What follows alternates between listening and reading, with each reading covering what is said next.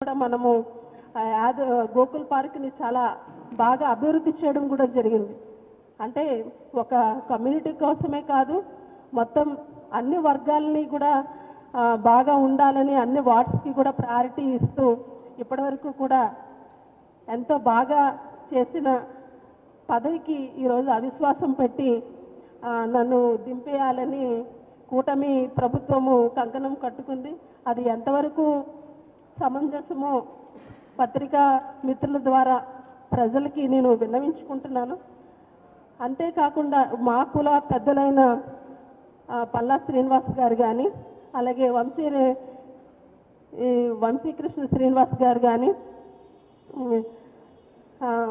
ఒక మీ సోదర సమానురాలైన మేయర్ గారి మీద అవిశ్వాసం పెట్టడము అది ఎంతవరకు కరెక్ట్ అన్నది మీరు ఆలోచించాలి.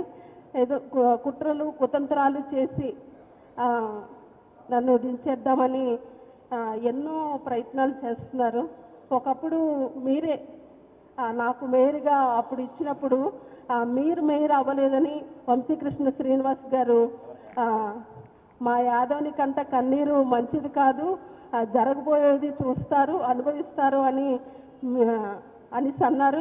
ఇప్పుడు మరో ఎమ్మెల్యేతో పాటు మీరు చేతులు కలిపి ఇప్పుడు మీ సోదరి సమానురాలైన మేయర్ గారు మీ యాదవ కమ్యూనిటీకి సంబంధించిన బిడ్డ తన మీద మీరు అవిశ్వాసం పెట్టి దించడానికి ఎన్నో కుట్రలు పన్నుతున్నారు. ఇది ఎంతవరకు తగ్గుతుంది? అది మీకు న్యాయమేనా? ఇదంతా కూడా పత్రికా విలేకరుల ద్వారా ప్రజలకి విన్నవించుకుంటూ నిజంగా కమ్యూనిటీ మీద చిత్తశుద్ధి, కమ్యూనిటీ మీద గౌరవం మమకారం ఉంటే తప్పకుండా యాదవ సోదరుడు కానీ యాదవ సోదరిమణ్ణి కానీ మీరు అవకాశం ఇవ్వండి, దానికి మేము ఎప్పుడు కూడా స్వాగతిస్తాము. అంతేగాని ఇలాంటి కుట్రపూరిత రాజకీయాలు చేసి ఒక మేయర్ని దించడం అన్నది ఎంతవరకు తగునని ఈ వేదిక ద్వారా మీ అందరినీ ప్రజలకి విన్నవిస్తూ సెలవు తీసుకుంటాం. అప్పుడు మేయర్గా నాకు అవకాశం ఇచ్చారు, వంశీకృష్ణ గారికి అవకాశం ఇవ్వలేదని అప్పుడు ప్రెస్లో వచ్చిన అందరికీ తెలుసు. ఇప్పుడు కూడా అడ్డుకున్న వాళ్ళకి ఇందాక ఒక మాట చెప్పాను, నేను ఎవరికి అన్యాయం చేయను, యాదవుడికి అన్యాయం చేయను, ఎవడు బాగుపడ్డాని ఇందాక చెప్పా, ఇప్పుడు చెప్తున్నా. ఖచ్చితంగా ఆ కన్నీరు తగులుతుంది, కొంతమంది తగిలింది. మళ్ళీ గతంలో అడ్డుకున్న వర్గం ఇప్పుడు ఏమైపోయిందో అందరికీ తెలుసు. ఇప్పుడు కూడా అడ్డుకున్న వాళ్ళకి ఇందాక ఒక మాట చెప్పాను, నేను ఎవరికి అన్యాయం చేయను, యాదవుడికి అన్యాయం చేయను, ఎవడు బాగుపడ్డాని ఇందాక చెప్పా, ఇప్పుడు చెప్తున్నా. ఖచ్చితంగా ఆ కన్నీరు తగులుతుంది, కొంతమంది తగిలింది.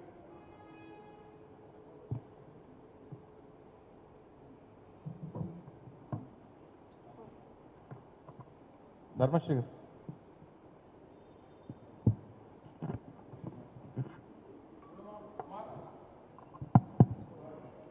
అందరికీ నమస్కారం. గత కొన్ని రోజులుగా కూటమి ప్రభుత్వం కుట్ర రాజకీయాలు చేస్తూ నిజాయితీగా నీతిగా పనిచేస్తున్నటువంటి గొలగాని హరి వెంకట కుమారి మేయర్ గారిపై అవిశ్వాసం ప్రకటించడం చాలా చాలా అన్యాయం. బలహీన వర్గాలని ఉన్నత స్థాయిలో నిలబెట్టాలని, ముఖ్యంగా యాదవ్ కులానికి తగు ప్రాధాన్యత ఇవ్వాలని నాటి ముఖ్యమంత్రి జగన్మోహన్ రెడ్డి గారు నిర్ణయం తీసుకోవడంలో భాగంగా మిగిలినటువంటి సామాజిక వర్గాలందరితో కూడా చర్చించి అందరికీ ఆమోదయోగ్యమైనటువంటి విద్యావేత్త అయినటువంటి హరి వెంకట కుమారి గారిని మేయర్గా ఆ రోజు 4 సంవత్సరాల క్రితం ప్రకటించడం జరిగింది. జగన్మోహన్ రెడ్డి గారు ముఖ్యమంత్రిగా ఏ నమ్మకంతో అవకాశం కల్పించారో మేయర్గా తన విద్యుత్ ధర్మాన్ని నీతిగా నిజాయితీగా చేస్తున్నా, ఇది ప్రతిపక్షంగా ఉన్నటువంటి మా వైసీపీ పార్టీకి మంచి గౌరవం ప్రతిష్ట పెరుగుతుందనే భయంతో, రేపు మళ్ళీ టీడీపీ ఎడ్రాసులు గల్లంతైపోతాయని భయంతో మొత్తం కార్పొరేషన్ వ్యవస్థను అంతటిని కూడా కొల్లగొట్టాలని కార్పొరేషన్ నిధులను కూడా తెలుగు తమ్ములకు పనిచేయాలని ఎన్నో కుట్ర రాజకీయాలు చేస్తుంది కూటమి ప్రభుత్వం, ముఖ్యంగా తెలుగుదేశం జనసేన నాయకులందరూ కూడా. ఈ విశాఖ ప్రజలందరూ కూడా, నగర ప్రజలందరూ కూడా ఈ విషయాన్ని గమనించాలి. తలక్రిందులు పెట్టినా, తల క్రిందకు పెట్టి కాళ్ళు పైకి పెట్టి తపస్సు చేసినా మాకు కావలసినంత సంఖ్యాబలం పరిపూర్ణంగా ఉంది. అవిశ్వాసం వీగిపోవడం ఖాయం. రేపు డెఫినెట్గా వాళ్ళు ఏదైతే కుయుక్తులు పొందుతున్నారో అధికార బలంతో కుట్ర రాజకీయాలు చేస్తూ మా పార్టీ నుంచి గెలిచినటువంటి వాళ్ళందరినీ కూడా భయభ్రాంతులకు గురి చేస్తూ ధనబలంతో వ్యాపారాల మీద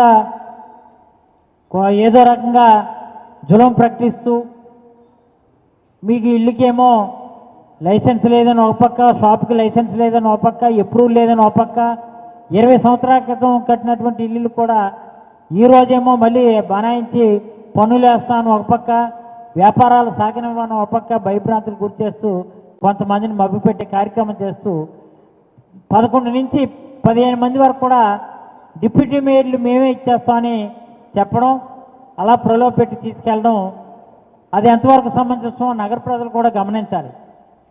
డెఫినెట్గా ఈరోజు చెప్తున్నాం, ఎవరు ఎన్ని అనుకున్నా సరే హరివెంకట కుమారి గారు మేయర్ గారు తప్పనిసరిగా మరో 11 మాసాలు అంటే 5 సంవత్సరాలు కంప్లీట్గా పదవి కాలం సంపూర్ణంగా ఆవిడ పూర్తి చేసి విజయం సాధించడం జరుగుతుంది.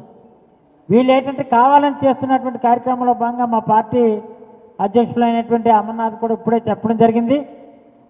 విప్పు జారీ చేస్తున్నాం. ఆ రోజు తక్షణమే ఎవరైతే పార్టీకి వ్యతిరేకంగా కానీ మా పార్టీ సభ్యులు 58 మందిలో ఎవరైనా పాల్గొన్నట్లయితే వాళ్ళపై తగు చర్యలు వెంటనే కలెక్టర్ గారు ఎలక్షన్ ఆఫీసర్గా ఆ రోజు సాయంత్రం 5 గంటలకే ఇమీడియట్గా చర్య తీసుకోవాలి. అవసరమైతే లంచ్ మోషన్ మూవ్ చేసినా సరే మరి ఈ విషయంలో అధికార పార్టీకి తొత్తుగా ఏ అధికారులు వాళ్ళు వత్తాసు పలికినా వాళ్ళందరూ కూడా కోర్టులో నిలబెట్టుకోవాల్సినటువంటి పరిస్థితి ఏర్పడుతుంది. కాబట్టి ఈ విషయంలో అధికారులు అధికార పార్టీకి తొత్తులుగా పనిచేయకుండా ఈ అవిశ్వాస తీర్మానం అనేది ఏంటంటే సంఖ్యాబలం లేకపోయినా వాళ్ళు ప్రలోభపెట్టి భయపెట్టి వస్తున్నటువంటి దాన్ని పూర్తిగా ఐడెంటిటీ కార్డులు అన్నీ కూడా వెరిఫై చేసి ఎవరు హాజరవుతున్నారు ఎవరు హాజరవ్వలేదో గమనించి పూర్తిగా ప్రజాస్వామ్యబద్ధంగా రేపు మీరు ఎన్నికల నోటీస్ ఇచ్చినటువంటి 19వ తారీఖున ప్రజాస్వామ్యబద్ధంగా నిర్వహించాలని ఇందులో మా పార్టీకి వ్యతిరేకంగా ఏమైనా ఎవరు పాల్గొన్న వాళ్ళపై తగు చర్యలు వెంటనే తీసుకోవాలని మీడియా ముఖంగా ఈరోజు తెలియజేసుకుంటూ సెలవు తీసుకుంటున్నాను. విజయ్ కుమార్ గారు. పత్రికే మిత్రులకు నమస్కారం. గౌరవ మేయర్ గారు, మాజీ మంత్రి వేల అమర్నాథ్ గారు, మాజీ ప్రభుత్వ ప్రధానమంత్రి గారు మా విషయాలు మాట్లాడడం జరిగింది. ఒక వెనుకబడిన తరగతులు చెందిన మహిళ కాకుండా ఒక మధ్యతరగతి కుటుంబానికి చెందిన మహిళ, విశాఖపట్నంలో స్థానికురాలు, ఒక మధ్యతరగతి కుటుంబ మహిళకి వైఎస్ఆర్ కాంగ్రెస్ పార్టీలో జగన్మోహన్ రెడ్డి గారు విశాఖపట్నం మేయర్గా గౌరవించి గుర్తించి ఒక అవకాశం ఇచ్చారు. మరి హరివెంకట కుమార్ గారు 4 ఏళ్ళుగా ఈ కార్పొరేషన్లో పరిపాలన చేస్తూ ఈ స్థానికుల మన్నన పొందుతూ పనిచేస్తూ ఉన్నారు. ఇవాళ చంద్రబాబు నాయుడు గారు కానీ పవన్ కళ్యాణ్ గారు కానీ పెద్దలు విశాఖ ప్రజలకు సమాధానం చెప్పాలి. మీరు దేనికి అవిశ్వాస తీర్మానం పెట్టారు? ఆవిడ మీద ఉన్నటువంటి అభియోగాలు ఏంటి? అవి ఏమి నిర్ధారణ అయినాయి? అవినీతి ఆరోపణలు ఉన్నాయా? ప్రభుత్వ ఆస్తులు కాపాడలేకపోయినారా? ఓ బలమైన కారణం మీరు విశాఖపట్నం ప్రజలకు చెప్పాల్సి ఉంటుంది. ఎందుకు భరించలేకపోతున్నారు? ఒక యాదవ్ కమ్యూనిటీ నుంచి ఒక మహిళను అవ్వడమా? ఓ మధ్యతరగతి కుటుంబీకులు అవ్వకూడదా?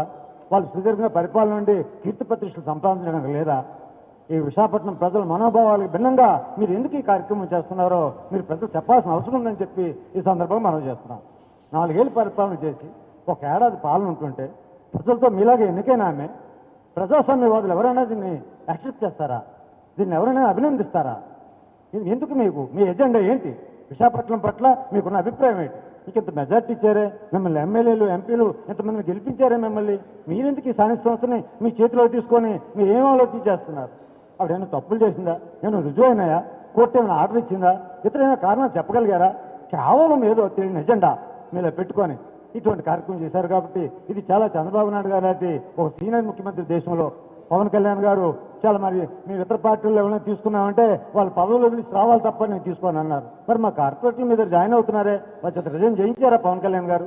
పెద్దలు మేమంటే తప్పు అంటారే, మరి మీరు చేస్తే అది ఒప్పు అవుతుందా? ఇది విశాఖపట్నం ప్రజలు ఏనాటికి క్షమించరు. మీరు తక్షణం దీనికి సమాధానం చెప్పాల్సిన అవసరం అని చెప్పి ఈ సందర్భం మనం చేస్తున్నాం. Thank you. ఓకే.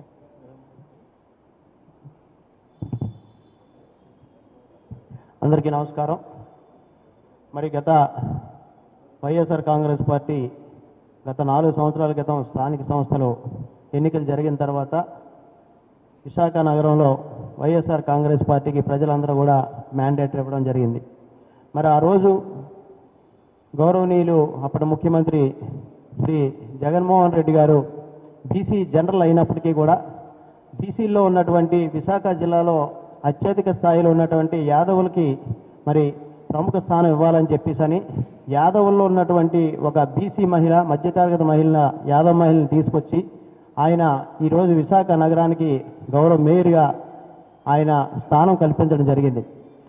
ఆయన స్థానం కల్పించిన తర్వాత ఈ 4 సంవత్సరాలుగా విశాఖ నగరంలో గౌరవ మేయర్ గారి ఆధ్వర్యంలో ఎన్నో అభివృద్ధి కార్యక్రమాలు, సంక్షేమ కార్యక్రమాలు, విశాఖ నగరాన్ని మరి 4 సంవత్సరాలుగా స్వచ్ఛ సర్వేక్షణలో మరి విశాఖ నగరానికి ఒక మంచి స్థానం వచ్చే విధంగా గౌరవ మేయర్ గారు మరి పాలకవర్గం పనిచేయడం జరిగింది. అటువంటి పరిస్థితుల్లో ఈరోజు ప్రజలిచ్చిన మ్యాండేట్ని కాదని ఎవరైతే మరి వైఎస్ఆర్ కాంగ్రెస్ పార్టీ గుర్తు మీద, వైఎస్ఆర్ కాంగ్రెస్ పార్టీ బీఫారం మీద గెలిచినటువంటి కార్పొరేటర్ని ప్రలోభాలకు గురి చేసి మరి రకరకాలుగా వాళ్ళని ఇబ్బందులకు గురి చేసి మీరు తీసుకుంటా ఉన్నారో మరి ఆ ఇల్లుని కార్పొరేటర్లు కూడా ఒక్కసారి ఆలోచించండి. వాళ్ళలో కూడా ముఖ్యంగా యాదవ్ కార్పొరేటర్లు ఈరోజు యాదవులకి వైఎస్ఆర్ కాంగ్రెస్ పార్టీ జగన్మోహన్ రెడ్డి గారు ఎంత మరి ప్రముఖమైనటువంటి స్థానం ఇచ్చారో గతంలో ఏ ప్రభుత్వం కానీ ఏ పార్టీ కూడా ఇవ్వలేనటువంటి ప్రముఖమైనటువంటి స్థానం వైఎస్ఆర్ కాంగ్రెస్ పార్టీ బీసీలుగా యాదవులకి ఇవ్వడం జరిగింది. అటువంటి పరిస్థితుల్లో మీరు యాదవ్ కార్పొరేటర్లు ఒక యాదవ్ మహిళని మీరు ఈ విధంగా దించేయడం ఎంతవరకు న్యాయమో ఒకసారి మీరు అందరూ ఆలోచించుకొని మరి మీరు ఏదైతే మీ వార్డుల్లో యాదవ ఓట్లు ఎక్కువ ఉన్నాయని చెప్పేసి ఆ రోజు జగన్మోహన్ రెడ్డి గారు మీకు బీఫారం ఇవ్వడం జరిగింది. మరి దాన్ని కాదని మీరు వెళ్ళిపోవడం, ఒక యాదవ్ మహిళని మరి కంట కన్నీరు రప్పించడం ఎంతవరకు న్యాయం అని చెప్పేసి మీరందరూ కూడా ఒక్కసారి ఆత్మపరిశీలన చేసుకోవాలని, మరి అలాగే ఆ రోజు ఉన్నటువంటి యాదవ్ నాయకులు మీరేం మాట్లాడే ఒక్కసారి ఆలోచించుకోండి.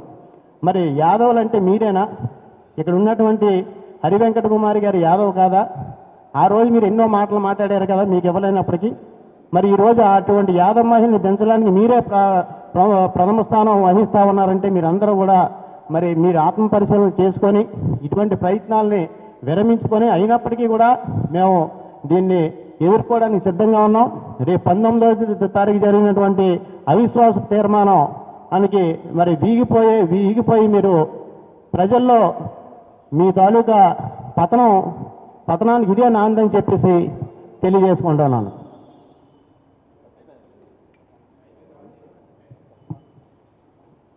ఓకే అమ్మా, అయితే అంతే కదా.